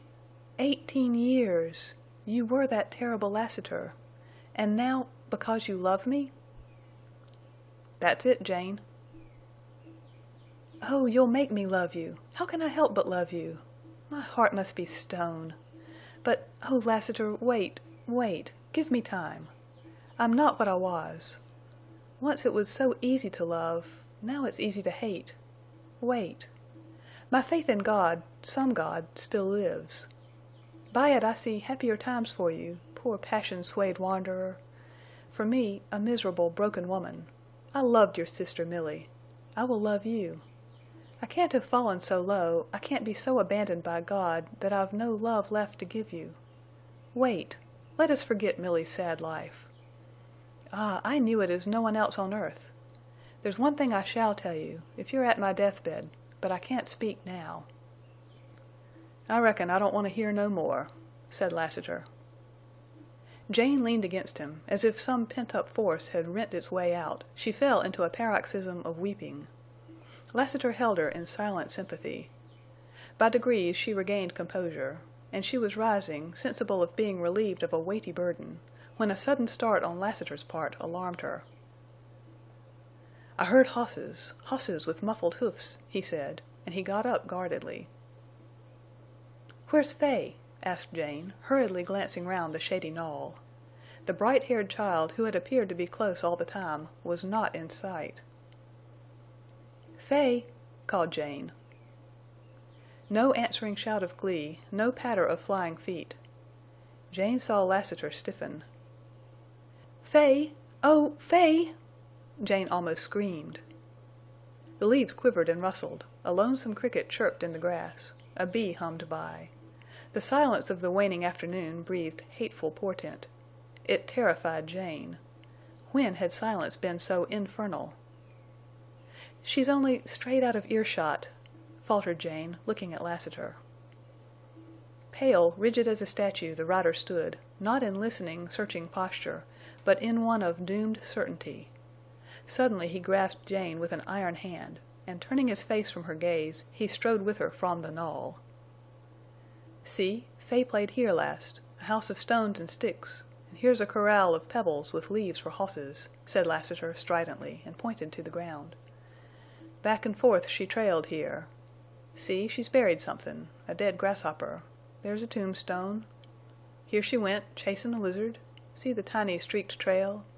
She pulled bark off this cottonwood. Look in the dust of the path, the letters you taught her. She's drawn pictures of birds and hosses and people. Look, a cross. Oh, Jane, your cross." Lassiter dragged Jane on, and as if from a book read the meaning of little Fay's trail. All the way down the knoll, through the shrubbery, round and round a cottonwood, Fay's vagrant fancy left records of her sweet musings and innocent play. Long had she lingered round a bird nest to leave therein the gaudy wing of a butterfly. Long had she played beside the running stream, sending adrift vessels freighted with pebbly cargo. Then she had wandered through the deep grass, her tiny feet scarcely turning a fragile blade, and she had dreamed beside some old faded flowers. Thus her steps led her into the broad lane. The little dimpled imprints of her bare feet showed clean-cut in the dust. They went a little way down the lane, and then, at a point where they stopped, the great tracks of a man led out from the shrubbery and returned. Chapter 20. Lassiter's Way. Footprints told the story of little Fay's abduction. In anguish Jane Withersteen turned speechlessly to Lassiter, and, confirming her fears, she saw him gray-faced, aged all in a moment, stricken as if by a mortal blow. Then all her life seemed to fall about her in wreck and ruin. "It's all over," she heard her voice whisper. "It's ended. I'm going... "Where?" demanded Lassiter, suddenly looming darkly over her. To those cruel men." "Speak names!" thundered Lassiter. "To Bishop Dyer, to Tull," went on Jane, shocked into obedience. "Well, what for?" "I want little Fay. I can't live without her. They've stolen her as they stole Milly Erne's child. I must have little Fay. I want only her. I give up. I'll go and tell Bishop Dyer I'm broken. I'll tell him I'm ready for the yoke. Only give me back Fay, and I'll marry Tull." "Never!" hissed Lassiter. His long arm leaped at her. Almost running, he dragged her under the cottonwoods, across the court, into the huge hall of Withersteen House, and he shut the door with a force that jarred the heavy walls. Black Star and Night and Bells, since their return, had been locked in this hall, and now they stamped on the stone floor. Lassiter released Jane, and like a dizzy man swayed from her with a hoarse cry and leaned shaking against a table where he kept his rider's accoutrements. He began to fumble in his saddlebags. His action brought a clinking, metallic sound, the rattling of gun cartridges. His fingers trembled as he slipped cartridges into an extra belt. But as he buckled it over the one he habitually wore, his hands became steady. This second belt contained 2 guns, smaller than the black one swinging low, and he slipped them round so that his coat hid them. Then he fell to swift action. Jane Withersteen watched him, fascinated but uncomprehending, and she saw him rapidly saddle Black Star and Night. Then he drew her into the light of the huge windows, standing over her, gripping her arm with fingers like cold steel. "Yes, Jane, it's ended, but you're not going to Dyer. I'm going instead." Looking at him, he was so terrible of aspect, she could not comprehend his words. Who was this man with the face gray as death, with eyes that would have made her shriek had she the strength, with the strange, ruthlessly bitter lips? Where was the gentle Lassiter? What was this presence in the hall, about him, about her, this cold, invisible presence? "Yes, it's ended, Jane," he was saying, so awfully quiet and cool and implacable. "And I'm going to make a little call. I'll lock you in here, and when I get back have the saddlebags full of meat and bread, and be ready to ride." "Lassiter!" cried Jane. Desperately she tried to meet his gray eyes, in vain. Desperately she tried again, fought herself as feeling and thought resurged in torment, and she succeeded, and then she knew. "No, no, no!" she wailed. "You said you'd foregone your vengeance. You promised not to kill Bishop Dyer." "If you want to talk to me about him, leave off the Bishop. I don't understand that name or its use." "Oh, hadn't you foregone your vengeance on Dyer?" "Yes." "But your actions, your words, your guns, your terrible looks, they don't seem foregoing vengeance." "Jane, now it's justice." "You'll kill him?" "If God lets me live another hour. If not God, then the devil who drives me." "You'll kill him for yourself, for your vengeful hate?" "No." "For Milly Erne's sake?" "No." "For little Fay's?" "No." "Oh, for whose?" "For yours." "His blood on my soul," whispered Jane, and she fell to her knees. This was the long pending hour of fruition, and the habit of years, the religious passion of her life, leaped from lethargy, and the long months of gradual drifting to doubt were as if they had never been. "If you spill his blood it'll be on my soul, and on my father's. Listen!" And she clasped his knees, and clung there as he tried to raise her. "Listen, am I nothing to you?" "Woman, don't trifle at words. I love you, and I'll soon prove it." "I'll give myself to you. I'll ride away with you, marry you, if only you'll spare him." His answer was a cold, ringing, terrible laugh. "Lassiter, I'll love you. Spare him." "No." She sprang up in despairing, breaking spirit, and encircled his neck with her arms, and held him in an embrace that he strove vainly to loosen. "Lassiter, would you kill me? I'm fighting my last fight for the principles of my youth, love of religion, love of father. You don't know, you can't guess the truth, and I can't speak ill. I'm losing all. I'm changing. All I've gone through is nothing to this hour. Pity me. Help me in my weakness. You are strong again. Oh, so cruelly, coldly strong. You're killing me. I see you, feel you as some other Lassiter. My master, be merciful. Spare him." His answer was a ruthless smile. She clung the closer to him and leaned her panting breast on him and lifted her face to his. "Lassiter, I do love you. It's leaped out of my agony. It comes suddenly with a terrible blow of truth. You are a man. I never knew it till now. Some wonderful change came to me when you buckled on these guns and showed that gray, awful face. I loved you then. All my life I've loved, but never as now. No woman can love like a broken woman. If it were not for one thing, just one thing, and yet I can't speak it, I'd glory in your manhood, the lion in you that means to slay for me. Believe me and spare Dyer. Be merciful, great, as it's in you to be great. Oh, listen and believe. I have nothing, but I'm a woman, a beautiful woman, Lassiter, a passionate, loving woman, and I love you. Take me, hide me in some wild place, and love me, and mend my broken heart. Spare him and take me away." She lifted her face closer and closer to his until their lips nearly touched, and she hung upon his neck, and with strength almost spent, pressed and still pressed her palpitating body to his. "Kiss me," she whispered, blindly. "No, not at your price," he answered. His voice had changed, or she had lost clearness of hearing. "Kiss me. Are you a man? Kiss me and save me." "Jane, you never played fair with me, but now you're blistering your lips, blackening your soul with lies." "By the memory of my mother, by my Bible, no! No, I have no Bible, but by my hope of heaven I swear I love you." Lassiter's gray lips formed soundless words that meant even her love could not avail to bend his will. As if the hold of her arms was that of a child's, he loosened it and stepped away. "Wait! Don't go! Oh, hear a last word! May a more just and merciful God than the God I was taught to worship judge me, forgive me, save me. For I can no longer keep silent. Lassiter, in pleading for Dyer, I've been pleading more for my father. My father was a Mormon master, close to the leaders of the church. It was my father who sent Dyer out to proselyte.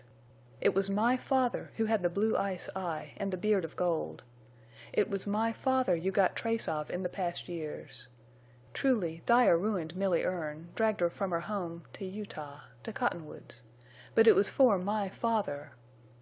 If Millie Erne was ever wife of a Mormon, that Mormon was my father. I never knew, never will know whether or not she was a wife. Blind I may be, Lassiter, fanatically faithful to a false religion I may have been, but I know justice, and my father is beyond human justice. Surely he is meeting just punishment somewhere. Always it has appalled me, the thought of your killing Dyer for my father's sins. So I have prayed. Jane, the past is dead. In my love for you I forgot the past. This thing I'm about to do ain't for myself or Millie or Fay. It's not because of anything that's happened in the past, but for what is happening right now. It's for you. And listen, since I was a boy I've never thanked God for anything. If there is a God, and I've come to believe it, I thank him now for the years that made me Lassiter. I can reach down and feel these big guns, and know what I can do with them. And Jane, only one of the miracles Dyer professes to believe in, can save him. Again for Jane Withersteen came the spinning of her brain in darkness, and as she whirled in endless chaos she seemed to be falling at the feet of a luminous figure, a man, Lassiter, who had saved her from herself, who could not be changed, who would slay rightfully. Then she slipped into utter blackness. When she recovered from her faint, she became aware that she was lying on a couch near the window in her sitting room. Her brow felt damp and cold and wet. Someone was chafing her hands. She recognized Judkins, and then saw that his lean, hard face wore the hue and look of excessive agitation. "Judkins!" Her voice broke weakly. "Oh, Miss Withersteen, you're comin' round fine. Now just lay still a little. You're all right. Everything's all right." "Where is he?" "Who?" "Lassiter." "You needn't worry none about him." "Where is he? Tell me, instantly." "Well, he's in the other room patchin' up a few triflin' bullet holes." "Ah! Bishop Dyer?" "When I seen him last, a matter of half an hour ago, he was on his knees. He was some busy, but he wasn't prayin'." "How strangely you talk. I'll sit up. I'm well, strong again. Tell me, Dyer on his knees? What was he doing?" "Well, beggin' your pardon for blunt talk, Miss Withersteen, Dyer was on his knees and not prayin'. You remember his big, broad hands? You've seen 'em raised in blessin' over old gray men and little curly-headed children like Fay Larkin. Come to think of that, I disremember ever hearin' of his liftin' his big hands in blessin' over a woman. Well, when I seen him last, just a little while ago, he was on his knees, not prayin', as I remarked, and he was pressin' his big hands over some bigger wounds." "Man, you drive me mad. Did Lassiter kill Dyer?" "Yes." "Did he kill Tull?" "No. Tull's out of the village with most of his riders. He's expected back before evenin'. Lassiter will have to get away before Tull and his riders come in. It's sure death for him here. An' wuss for you, too, Miss Withersteen. There'll be some of an uprising when Tull gets back." "I shall ride away with Lassiter. Judkins, tell me all you saw, all you know about this killing." She realized, without wonder or amaze, how Judkins' one word, affirming the death of Dyer, that the catastrophe had fallen, had completed the change whereby she had been molded or beaten or broken into another woman. She felt calm, slightly cold, strong as she had not been strong since the first shadow fell upon her. "I just saw about all of it, Miss Withersteen, and I'll be glad to tell you if you'll only have patience with me," said Judkins earnestly. "You see, I've been peculiarly interested, and naturally I'm some excited, and I talk a lot that mebbe ain't necessary, but I can't help that. I was at the meeting house where Dyer was holdin' court. You know he allus acts as magistrate and judge when Tull's away. And the trial was for tryin' what's left of my boy riders, that helped me hold your cattle, for a lot of hatched-up things the boys never did. We're used to that, and the boys wouldn't have minded being locked up for a while, or havin' to dig ditches, or whatever the judge laid down. You see, I divided the gold you give me among all my boys, and they all hid it, and they all feel rich. Howsomever, court was adjourned before the judge passed sentence. Yes, ma'am, court was adjourned, some strange and quick, much as if lightnin' had struck the meetin' house. I had trouble attendin' the trial, but I got in. There was a good many people there, all my boys, and Judge Dyer with his several clerks. Also he had with him the 5 riders who've been guardin' him pretty close of late. They was Carter, Wright, Jingison, and 2 new riders from Stone Bridge. I didn't hear their names, but I heard they was handy men with guns, and they looked more like rustlers than riders. Anyway, there they was, the 5 all in a row. Judge Dyer was tellin' Willie Kern, one of my best and steadiest boys, Dyer was tellin' him how there was a ditch opened near Willie's home lettin' water through his lot where it hadn't ought to go.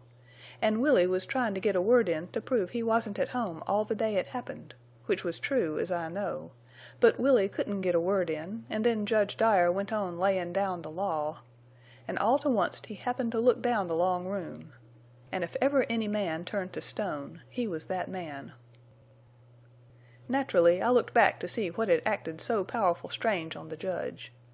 And there, halfway up the room, in the middle of the wide aisle, stood Lassiter. All white and black he looked, and I can't think of anythin' he resembled, unless it's death. Venters made that same room some still and chilly when he called Tull, but this was different. I give my word, Miss Withersteen, that I went cold to my very marrow. I don't know why. But Lassiter had a way about him that's awful. He spoke a word, a name. I couldn't understand it, though he spoke clear as a bell. I was too excited, maybe.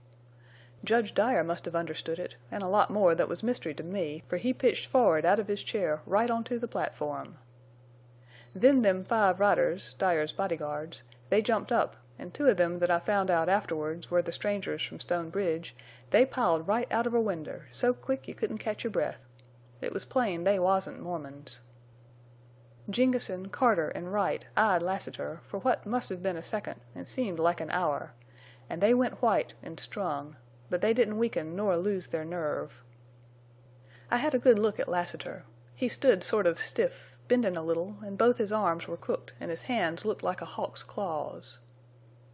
But there ain't no tellin' how his eyes looked.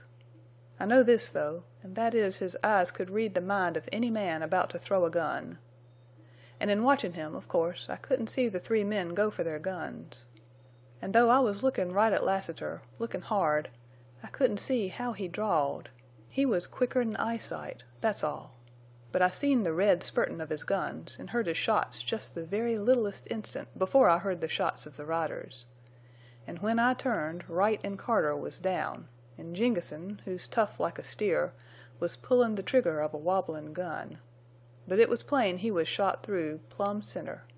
And sudden he fell with a crash and his gun clattered on the floor.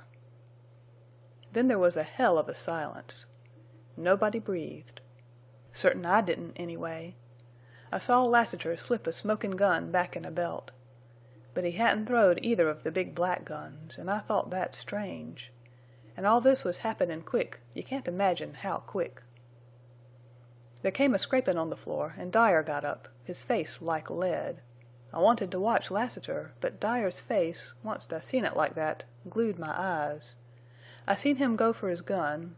Why, I could 'a' done better, quicker.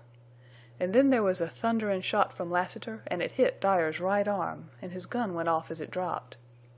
He looked at Lassiter like a cornered sage wolf, and sort of howled, and reached down for his gun. He'd just picked it off the floor and was raisin' it when another thunderin' shot almost tore that arm off, so it seemed to me. The gun dropped again, and he went down on his knees, kind of flounderin' after it. It was some strange and terrible to see his awful earnestness. Why would such a man cling so to life? Anyway, he got the gun with left hand and was raisin' it, pullin' trigger in his madness, when the 3rd thunderin' shot hit his left arm and he dropped the gun again. But that left arm wasn't useless yet, for he grabbed up the gun, and with a shaken aim that would have been pitiful to me in any other man, he began to shoot. One wild bullet struck a man 20 feet from Lassiter, and it killed that man as I seen afterwards. Then came a bunch of thunderin' shots. 9 I calculated after, for they come so quick I couldn't count them, and I knew Lassiter had turned the black guns loose on Dyer. I'm tellin' you straight, Miss Withersteen, for I want you to know. Afterward you'll get over it. I seen some soul-rackin' scenes on this Utah border, but this was the awfulest. I remember I closed my eyes, and for a minute I thought of the strangest things, out of place there, such as you'd never dream would come to mind. I saw the sage, and runnin' hosses, and that's the beautifulest sight to me. And I saw dim things in the dark, and there was a kind of hummin' in my ears. And I remember distinctly, for it was what made all these things whirl out of my mind and open my eyes. I remember distinctly it was the smell of gunpowder. The court had about adjourned for that judge. He was on his knees, and he wasn't prayin'. He was gaspin' and tryin' to press his big, floppin', crippled hands over his body. Lassiter had sent all those last thunderin' shots through his body. That was Lassiter's way. And Lassiter spoke, and if I ever forget his words, I'll never forget the sound of his voice. "Proselyter, I reckon you'd better call quick on that God who reveals hisself to you on earth, because he won't be visitin' the place you're goin' to." And then I seen Dyer look at his big, hangin' hands that wasn't big enough for the last work he set them to, and he looked up at Lassiter. And then he stared horrible at somethin' that wasn't Lassiter nor any one there, nor the room, nor the branches of purple sage peepin' into the winder. Whatever he seen, it was with the look of a man who discovers something too late. That's a terrible look.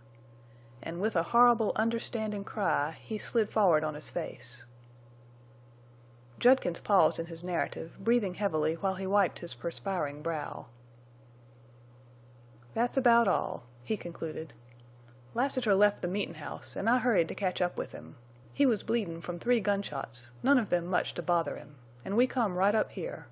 I found you layin' in the hall, and I had to work some over you." Jane Withersteen offered up no prayer for Dyer's soul. Lassiter's step sounded in the hall, the familiar soft, silver-clinking step, and she heard it with thrilling new emotions in which was a vague joy in her very fear of him. The door opened, and she saw him, the old Lassiter, slow, easy, gentle, cool, yet not exactly the same Lassiter. She rose, and for a moment her eyes blurred and swam in tears. "Are you all right?" she asked tremulously. "I reckon." "Lassiter, I'll ride away with you. Hide me till danger is past, till we are forgotten. Then take me where you will. Your people shall be my people, and your God my God." He kissed her hand with the quaint grace and courtesy that came to him in rare moments. "Black Star and Night are ready," he said, simply. His quiet mention of the black racers spurred Jane to action. Hurrying to her room, she changed to her rider's suit, packed her jewelry and the gold that was left, and all the woman's apparel for which there was space in the saddlebags, and then returned to the hall. Black Star stamped his iron-shod hoofs and tossed his beautiful head, and eyed her with knowing eyes. "Judkins, I give Bells to you," said Jane. "I hope you will always keep him and be good to him." Judkins mumbled thanks that he could not speak fluently, and his eyes flashed. Lassiter strapped Jane's saddlebags upon Black Star and led the racers out into the court. "Judkins, you ride with Jane out into the sage. If you see any riders comin', shout quick twice. And Jane, don't look back. I'll catch up soon. We'll get to the break into the pass before midnight, and then wait until mornin' to go down." Black Star bent his graceful neck and bowed his noble head, and his broad shoulders yielded as he knelt for Jane to mount. She rode out of the court beside Judkins, through the grove, across the wide lane into the sage, and she realized that she was leaving Withersteen House forever, and she did not look back. A strange, dreamy, calm peace pervaded her soul. Her doom had fallen upon her, but instead of finding life no longer worth living, she found it doubly significant, full of sweetness as the western breeze, beautiful and unknown as the sage slope stretching its purple sunset shadows before her. She became aware of Judkins' hand touching hers. She heard him speak a husky good-bye. Then into the place of Bells shot the dead black, keen, racy nose of Night, and she knew Lassiter rode beside her. "Don't look back," he said, and his voice, too, was not clear. Facing straight ahead, seeing only the waving, shadowy sage, Jane held out her gauntleted hand to feel it enclosed in strong clasp. So she rode on without a backward glance at the beautiful grove of cottonwoods. She did not seem to think of the past of what she left forever, but of the color and mystery and wildness of the sage slope leading down to Deception Pass, and of the future. She watched the shadows lengthen down the slope. She felt the cool west wind sweeping by from the rear, and she wondered at low yellow clouds sailing swiftly over her and beyond. "Don't look back," said Lassiter. Thick driving belts of smoke traveled by on the wind, and with it came a strong, pungent odor of burning wood. Lassiter had fired Withersteen House. But Jane did not look back. A misty veil obscured the clear, searching gaze she had kept steadfastly upon the purple slope and the dim lines of cañons. It passed, as passed the rolling clouds of smoke, and she saw the valley deepening into the shades of twilight. Night came on, swift as the fleet racers, and stars peeped out to brighten and grow, and the huge, windy, eastern heave of sage level paled under a rising moon and turned to silver. Blanched in moonlight, the sage yet seemed to hold its hue of purple and was infinitely more wild and lonely. So the night hours wore on, and Jane Withersteen never once looked back.